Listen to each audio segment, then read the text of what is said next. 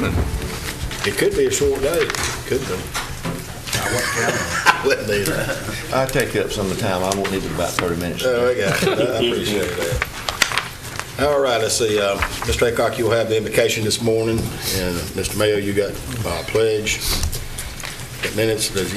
There is one addition to the agenda. Is that correct? That is correct. We've got the a resolution amending the personnel policy. Yes. So, you want me to pass that out now? If we would.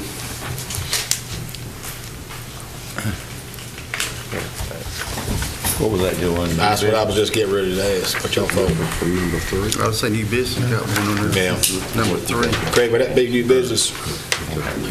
Or is that different? Sir, I'm sorry. That's right. You've already got it on there, don't you? right. No, it's another. I don't have the ad on the written agenda, but I do have it on the board. Okay. So this is different than number 3 in new business now? That is correct. Yes. So I guess we'll make this number 4.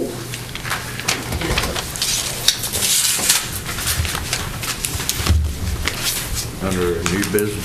Yes, sir.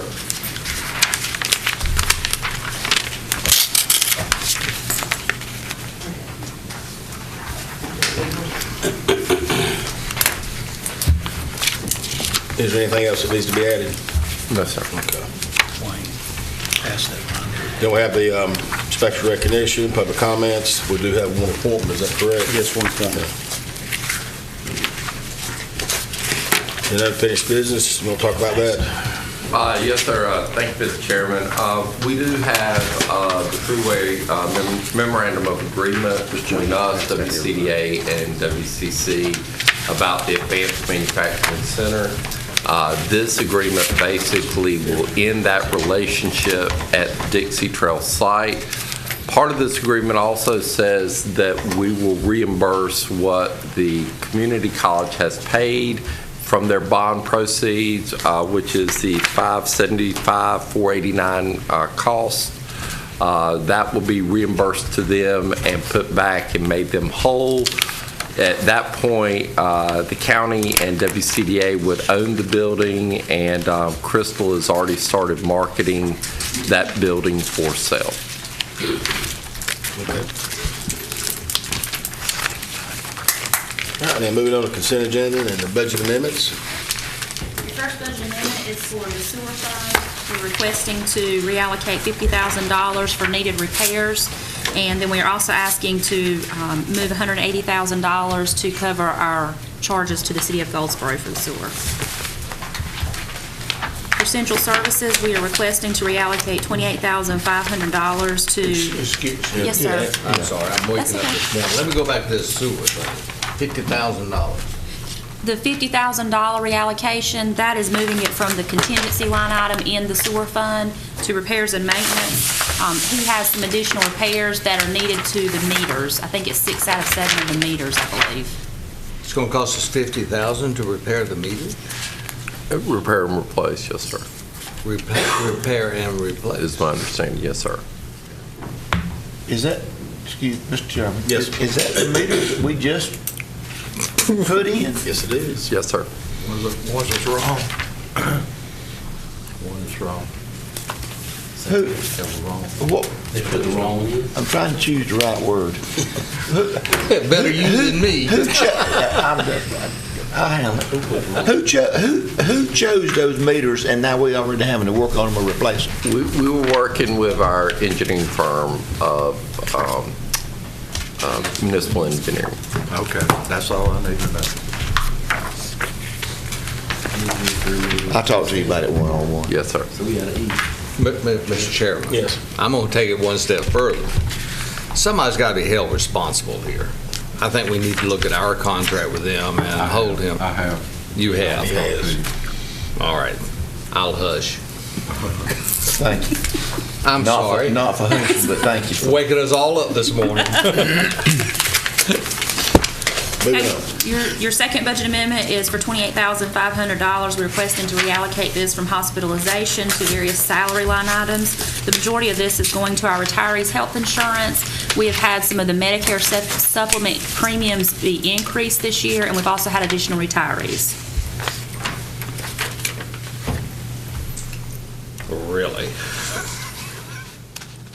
Okay. For the Maxwell Center, we are requesting to reallocate $5,100 from the contingency line item to capital outlay building.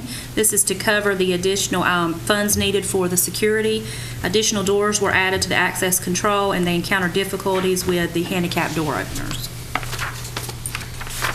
Gosh, I sure will be glad when we open that up. Question on the handicap door openers. Yes, sir. I mean, that's a brand-new building. I mean, what, is that our responsibility to work on a handicap door? And we just took possession of the building? I think it's part of the security in the entrance that's why there's a problem. We added on a couple of different doors as well. Okay. For 4-H, $150,000 being requested to be moved from their fund balance, which is held in Fund 117, to the Maxwell Center line item. This is to cover their share of the furniture and equipment for the Maxwell Center. And I do want to thank Kevin for working with us on that, because basically they paid for the furniture in their side of the building, so which is a good thing. So we appreciate Kevin working. And I asked you this yesterday, the old equipment, we need to talk about. We do need to talk about some of the old equipment and chairs and surplus and what you'd like to do with that. So we need to come up with a list, especially from like the Wayne Center, because we'll have some surplus equipment, and we've had some requests. Sounds like a subject for the facilities committee. Yes, sir. For the Sheriff's Office, we're asking to appropriate fund balance in the amount of $12,945. This is to appropriate funds to meet the new law established under GS 143-16682. This states that counties must help the state fully fund the pension for retired sheriffs established under Sheriff Supplement Pension Fund Act. And that amount is being determined based on population estimates for each county. Is that one that'll be ongoing each year? Yes, sir. I've contacted them. This is the first year we've had it, and it appears that this will be a one-time annual expense to us, and it will happen about this time every year. For Wayne Net, they are requesting to reallocate $54,596 to scheduled overtime and extra help.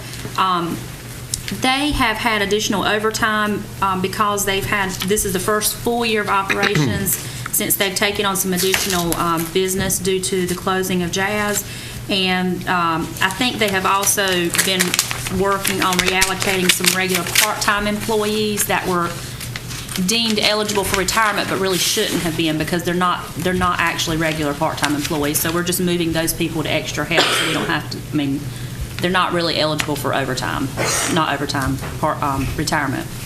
Okay. Mr. Chairman, Yes, sir. is this amount, how long a period of time? Is this a month or since first year? The scheduled overtime, well, actually, both of these should cover us for the rest of the year. Oh, okay. Yes, sir, I got for the it. rest of the fiscal year. Okay, all right, thank you. Have we explored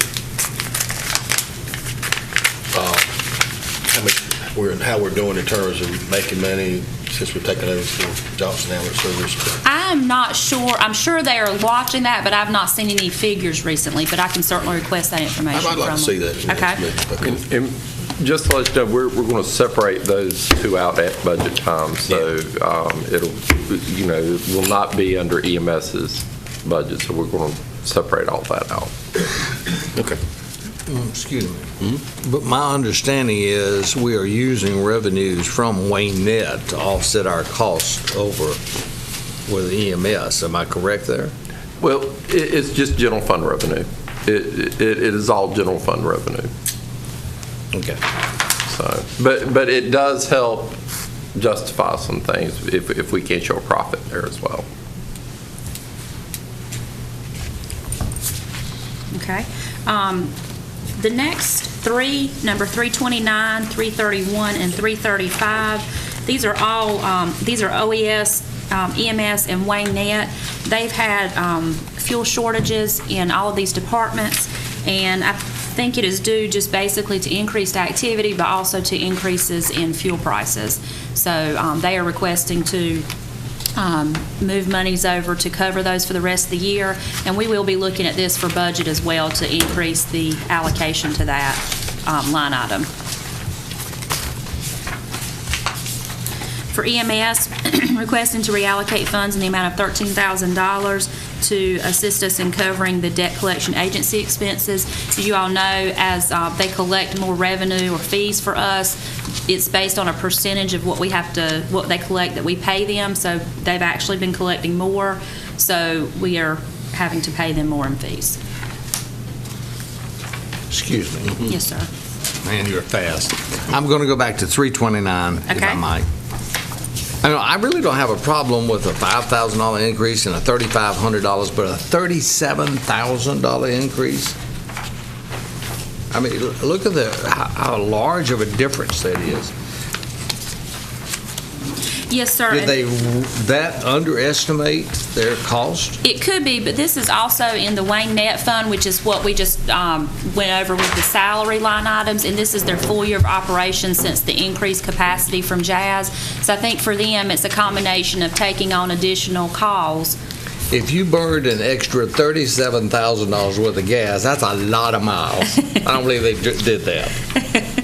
If you give me a little bit more information. Okay, sure. For EMS, I'm sorry, I just went through that one. This one's also for EMS. They're requesting to reallocate $74,800 from salary and wages to scheduled and unscheduled overtime.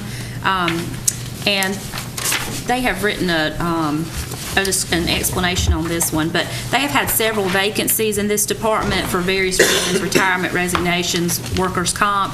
And they have a small number of part-time employees, so their full-time people are having to kind of take on that load of the vacancies. So that's the reason for the additional overtime. I hate to be argumentative today, but we just last meeting saw a tremendous amount of overtime. I mean, why all of a sudden are we having a problem in staffing these positions and we're having to have all this overtime? I mean, overtime is really costing our county, and we need to definitely look at this.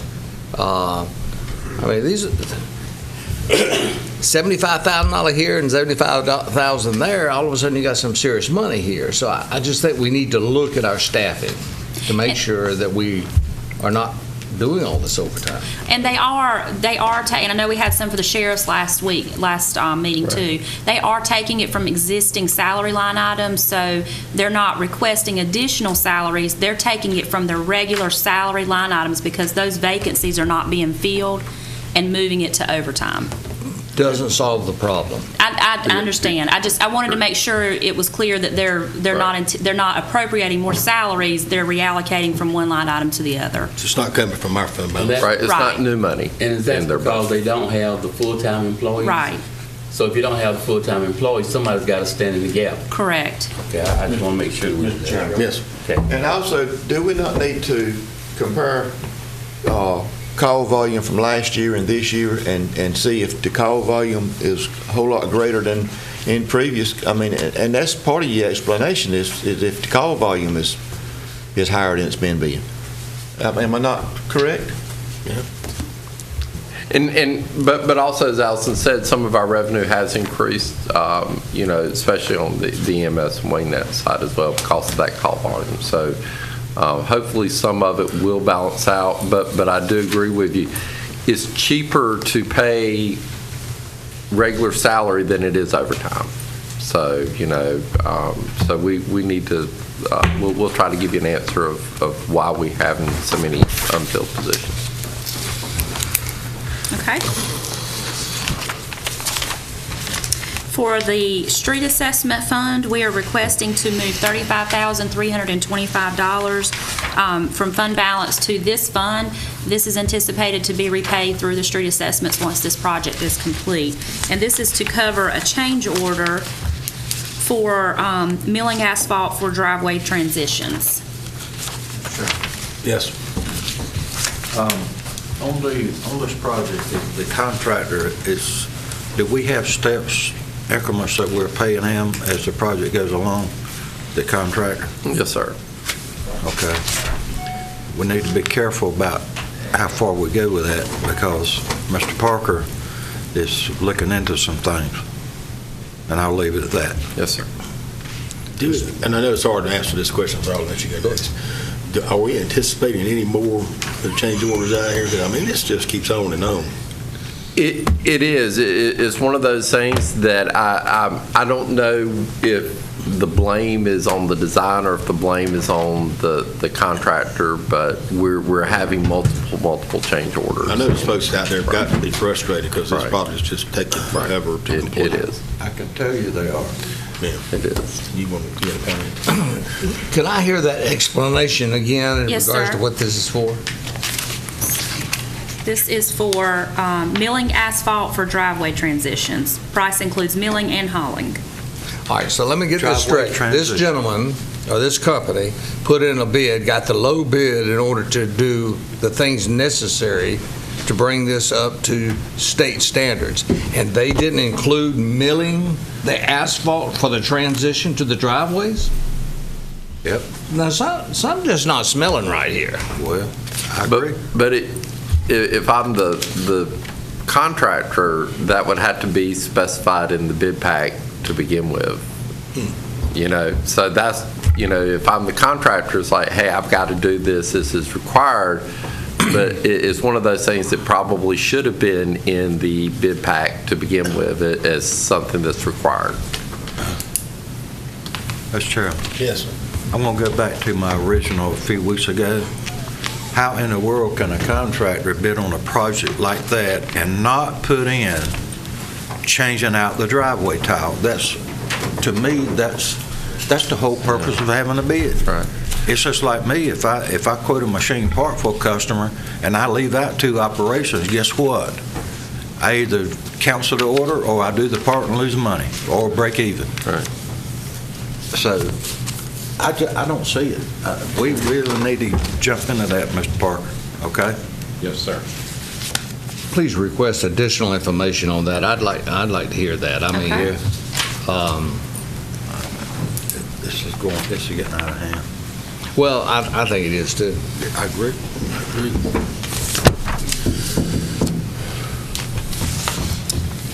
The next budget amendment is for social services, and this is just to adjust to their most recent funding authorization in the amount of $223.76. This is for the Share the Warmth program, and it's 100% state funds. And then finally, requesting to appropriate fund balance in the amount of $575,489, and this is to reimburse Wayne Community College for bond funds spent on Advanced Manufacturing Center, which relates to your item under unfinished business. So when we make the motion on the lease agreement, we need to say add the budget amendment? Well, or I have it in consent agenda, Okay, so just leave either it like way. that. Okay, we'll leave it like that. Mr. Chairman. Yes, sir.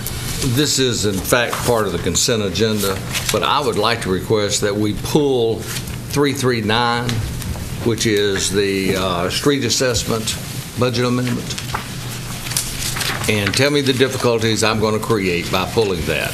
I don't think we need to approve it until we get a little bit more explanation. The pavement of the road is supposed to be included. We're not supposed to be going over there and actually reconnecting or whatever driveways. The driveways should already be there out to the pavement. So generally, I don't understand what they're talking about in regards to $35,000 worth of milling. I mean, that's pretty substantial. Just think about it now. You're in a subdivision. You've already connected your driveway to the road. When they pave it, they just pave it. They don't go over and mill your driveway and do all things with your driveway. I'm not sure what that is all about. I'd like to get some explanation. Well, my driveway is one of them, and they've done some type of grading right in front of our driveway, so that, I mean, I don't know if they're... Did they dig your driveway up? They didn't dig it up, but where it meets the road, right there in front of the road in each driveway, it's kind of graded down a little bit. There's a patch in front of each driveway where it's graded down. Well, and a there little would bit. be. There would be. So, and that was just recently done, so I was assuming it was related to this change order. But Well, are we just blanketly just going to agree to anything that this company sends to us? I think not. So I'd like to pull that and get further information. Before we pull it, let's take 1 second. Does anyone in here have a broad enough understanding of milling as a product versus a procedure? Because I'm going as a direction I'm going in. If it's a procedure, say what you said that was done in your driveway again. In front of each of our driveways, there's a patch where the road is right in front of our driveway, and it's graded down a little bit because now there's like a little hump that you get over before you go into your driveway. And I'm not good with these technical terms. The only thing I can tell you is it looks like it's been graded down a little bit on the road. But with grading, Mr. Heron, is grading, he's a new man, he got all the definitions. Is grading another term for milling? I mean, is milling the product of the procedure? They're grinding. They got a grinder.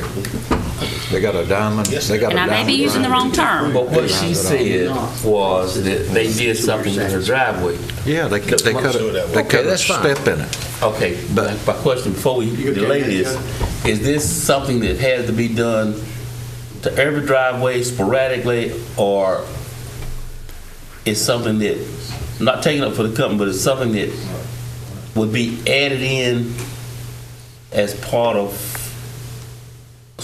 sporadically, but not that you could predetermine in the beginning? It appears to be at every driveway. It's every driveway. That's what I've seen so far. But here's my point. Out on Vale Road where I live, we just had a repaved job a few years ago, and they just feathered it off on my concrete, and I've got a little shake when I go in the driveway. But the key is that everything that we're talking about here is between the right-of-ways that belongs to, or that the DOT right-of-ways.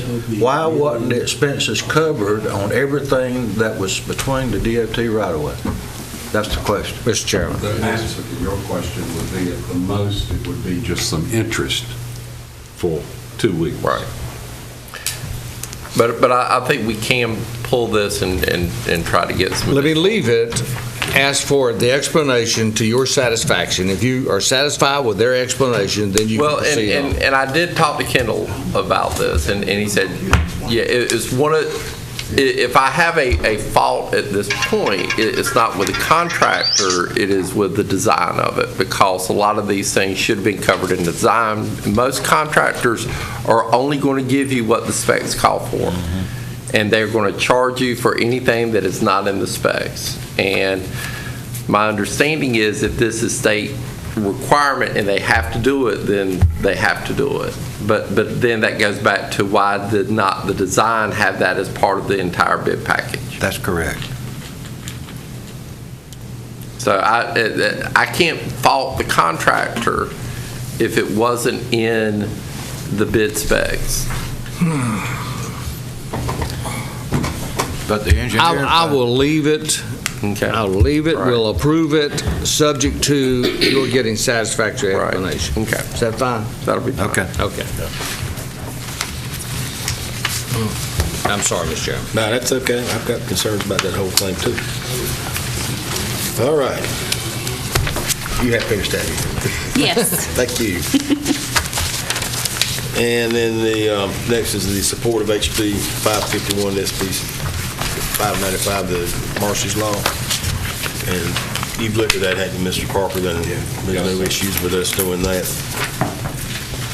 And Mr. Pate, I also talked to the sheriff about it, and he did endorse it. Okay. Any question about it from the commissioners? Okay. Then we're going to have Michelle Hill, going to new business. Michelle Hill will be here on the wellness program to talk to us. Number 2, we got some surplus property at Thoroughfare Road in Central Heights that we jointly own, that we're to be selling with the city of Goldsboro. Mr. Chairman. And it's more than $1. It's more than $1. I'm just kidding. Yeah, but there's a whole lot of land there for $17,000. Yeah. I mean, here, land selling ridiculously high all over the county, and here we're going to sell a parcel that big for $17,000? It's half of the tax valuation. That's not my point, though. My point is, why are we giving land away and everybody else is selling it? And it's $17,000 for a parcel that large. That's... Can that property be used for anything? Is the land Sure, use? it can. I think part of it is, it's just property that we've owned jointly that was foreclosed, and we just have the opportunity to get it back on the tax. It's kind of blown property, isn't it, in there, I believe. Yeah. Our assistant county manager ought to know. And that property kind of low in there. Central Heights and Thoroughfare? Yeah. Yeah, a little bit, a little feeling, no It's a problem. little bit, narrow, 120 feet, but Is there sewer out there? it looks like it's using I the think there land. is. I would think so. Huh? I would think I so. believe there is. There's still right there, isn't It's it? got sewer. Yeah. There's sewer. I mean, if it's sewer, it don't make no difference how low it is. Get then. half the tax value when we called him about Right. it, jump on it. That was his comment. Mr. I can bring him up It here. is low there, though. I mean, it does drop off. Yeah. So that's, I think it's been vacant for a while as well. So just be able to put it back on the tax. But What is, Mr. Chairman, what procedures does the city go through in order to secure bids on property that is foreclosed on? They would have to, if they were going to sell it this way, they would advertise that it is, try to get somebody to make a bid and then advertise it in the paper. So basically, that's all they're doing is advertising in the paper. That's the way they've done it for years and years. And that's somewhat my concern. We found that here with the county, when we turned that over to Noel, she basically went on gov.com and several other auction sites. They got a much higher amount of bids. So I would ask that we at least talk to the city and find if we can at least open this process up a little bit to get more bids. Mr. Chairman. Yes, sir. A perfect example, the corner of New Hope and Wayne Memorial, that piece of property is owned by the city, and they're asking millions for it. And here's a piece that's owned by us in the city, and we're giving it away. we can pull it if you would like, and we can approach the city about revisiting their process and see if there's ways that we could do things a little bit different if you would like. That's a good idea. Is that a consensus of the board? Yes. I agree. You want to make the motion to table it now? I make a motion, we pull that one and Oh, take that's right, it. we're not even in session yet. I forgot where we were. We'll, Okay. we can go ahead and pull it then.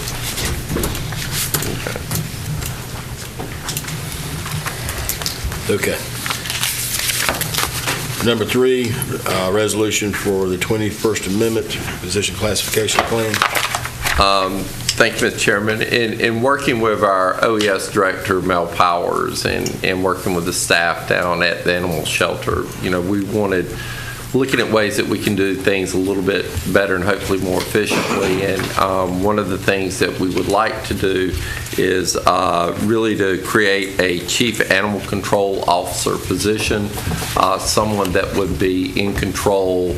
Right now we have enforcement and shelter operations. This would be an internal promotion to make one person over all of animal control. And that would come with a 5% raise as well. Question? One question. And the animal service manager will also still remain and act as the chief animal control officer? Yes, sir. So he won't require another position? It is not requiring a new position, yes, sir. Just additional responsibility for the director. Okay. Number 4, the resolution for amending the personnel policy again on the second one that we're adding on this one. In working with Geraldine and also with Borden, how we do vacation and accrual to go towards retirement is very unclear.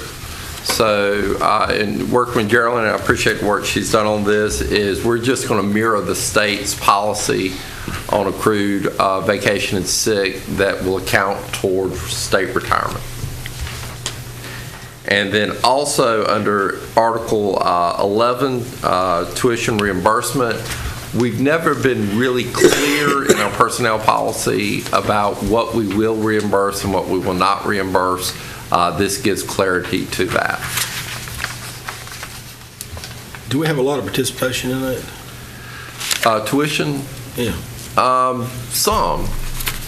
Maybe not as much as, once it needs to be approved by the department head, and we need to make sure that the classes that are taken are beneficial to the department.